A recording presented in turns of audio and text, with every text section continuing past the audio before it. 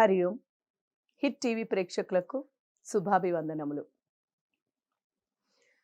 మనము ముందు ఎపిసోడ్లో రెండో అవతారమైనటువంటి త్రిపుర సుందరి అవతారాన్ని తెలుసుకున్నాం. ఇక మూడో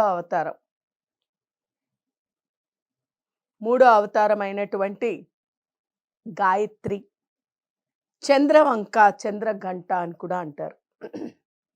ఈ అవతారం గురించి తెలుసుకుందాం. అంటే మూడో రోజు ఆధ్యాత్మికంగా ముందరగా చూద్దాం. అంటే మనకిప్పుడు అనునయించేది బాలికగా జన్మించి పసిబిడ్డగా ఉండేటువంటి తల్లి రెండవ రోజు బాలిక అయింది, బాలికగా యుద్ధం చేసింది. ఈ బాలికగా ఉండేటప్పుడు ఆ తల్లి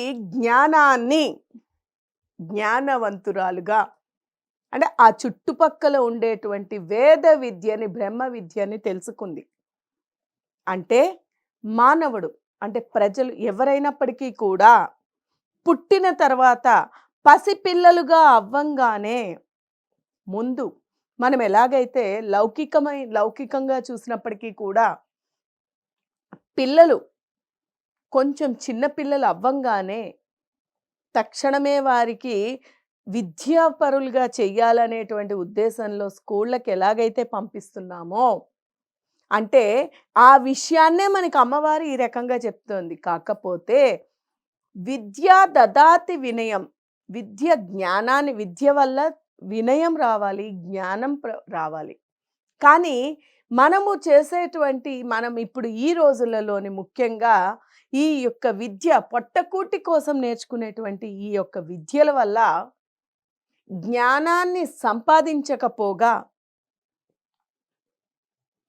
అలాగే శక్తిని అంటే వినయాన్ని సంపాదించుకోకపోగా అనవసరంగా లేనివన్నీ నేర్చుకుంటున్నాం. ఇది పనికి రాదు, దీనిని జయించండి, ఇటువంటి చెడుని జయించండి అని చెప్పడానికి, అలాగే ఈ చెడుని జయించుకోవడం కోసము మూడో రోజైనటువంటి ఈ గాయత్రి అమ్మవారిని, గాయత్రి అవతారంలోని అమ్మవారిని, అంటే ఉన్నది ఒకటే చైతన్యం, జగత్తులోని ఉండేటువంటిది ఒకటే దైవం, ఒకటే శక్తి, ఏమీ లేదు, భిన్నం అనేటువంటిది ఏమీ లేదు, ఉన్నది ఒకటే. ఒక్కొక్కసారి ఒక్కొక్క రీతిలోని, ఒక్కొక్క సమయంలోని విష్ణువు కూడా ఎలాగైతే మత్స్య, కూర్మ, వరాహ అవతారాలు ఎత్తి అవసరాన్ని బట్టి, అప్పుడు కాలమాన పరిస్థితులను బట్టి అవతారం ఎత్తి ఎలాగైతే ఆ చెడుని నిర్మూలిస్తూ వస్తున్నారో, అదే విధంగా అమ్మ కూడా ఈ రకంగా సమయానుకూలంగా, అమ్మగా కూడా ఆవిడే, అయ్యగా కూడా ఆవిడే, ఉన్నది ఒకటే. అయితే ఇక్కడ స్త్రీ రూపంగా ఆవిడ ఇలాగ అవతారాలు ఎత్తుతూ వచ్చిందనమాట. ఆ రకంగానే మూడవ రోజు గాయత్రీదేవిగా పూజింపబడుతోంది ఆవిడ. గాయత్రీదేవి వేద విద్యకి ప్రతీక, గాయత్రి అవతారము. ఈ గాయత్రి అవతారము వేద విద్యకి ప్రసిద్ధి. అయితే ఈ వేదాన్ని నేర్చుకోవాలన్నా, వేద విద్య ఉన్న ఈ గాయత్రి మంత్రాలలోకెల్లా ఉత్తమోత్తమైనటువంటి మంత్రము, ముఖ్యమైనటువంటి మంత్రము గాయత్రి మంత్రం. అన్ని మంత్రాలకి మూలము, అన్ని మంత్రాలకి శక్తిని ప్రసాదించేటువంటిది గాయత్రి మంత్రం.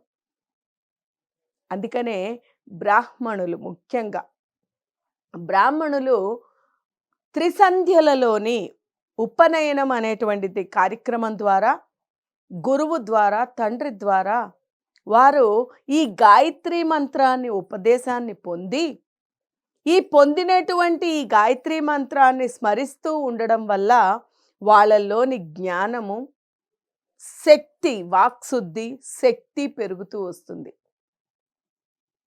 అలాగే ప్రతి దానికి, పూజలకి అన్నిటికీ కూడా వారు వచ్చి పూజ చెయ్యాలి, వారు చేస్తేనే శ్రేష్టమని ఎందుకంటారు అంటే, వారికి అంత శక్తి లభించేటువంటిది గాయత్రి మంత్రం ద్వారానే.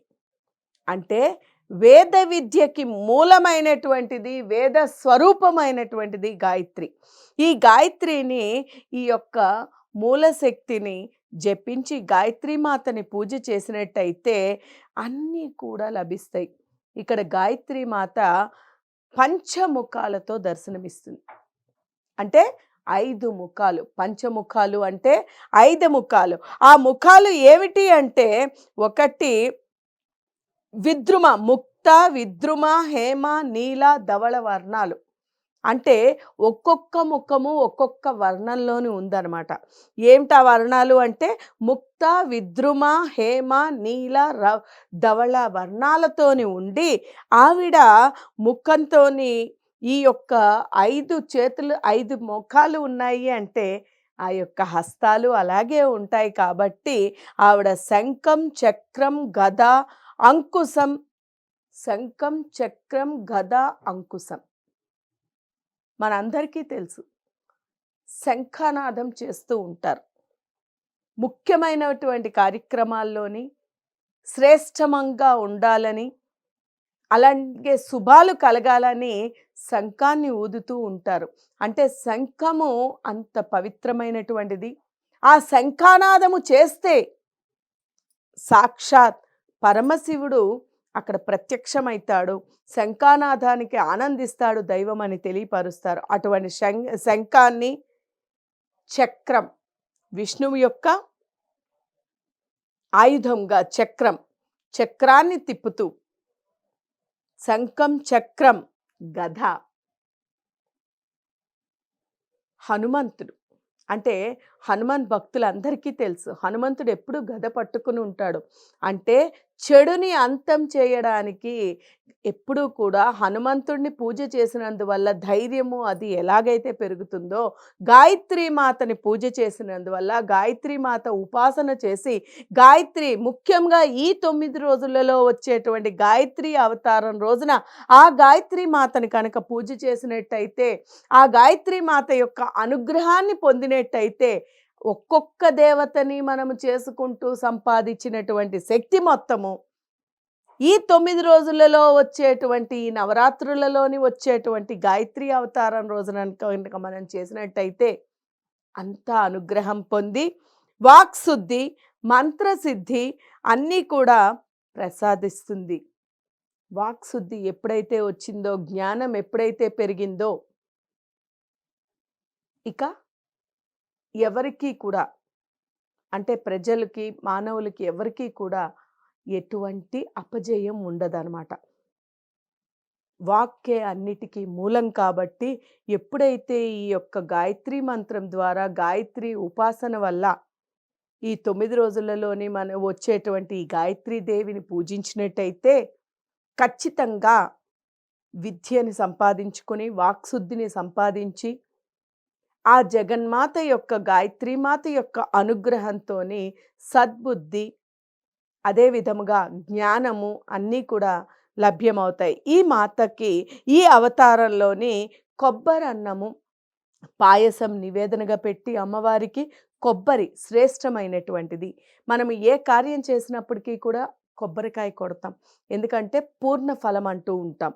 అటువంటి కొబ్బరితోని చేసినటువంటి కొబ్బరన్నం శ్రేష్టమైనటువంటిది కాబట్టి కొబ్బరన్నము, పాయసము అమ్మవారికి అన్నీ కూడా శాంతం ఇచ్చేటువంటిది చేసి తీపి పదార్థాన్ని పెట్టి అమ్మవారి యొక్క ఆ అనుగ్రహాన్ని, అమ్మవారి యొక్క ఆశీస్సులని ప్రతి ఒక్కరూ పొంది వేదాన్ని, ఆ జగన్మాత యొక్క అనుగ్రహంతో వాక్శుద్ధిని, బుద్ధిని, సద్బుద్ధిని, అన్నిటినీ, జ్ఞానాన్ని కూడా సంపాదించి ఈ మంత్రజపం చేసేటువంటి మంత్రజపం ద్వారా జగన్మాత యొక్క సంపూర్ణ కరుణతోని ఏ పనిలోనైనా కూడా విజయం సాధించి, చేసేటువంటి మంచి పనిలోని విజయం సాధించాలి అని కోరుకుంటూ, హరి ఓం తత్సత్.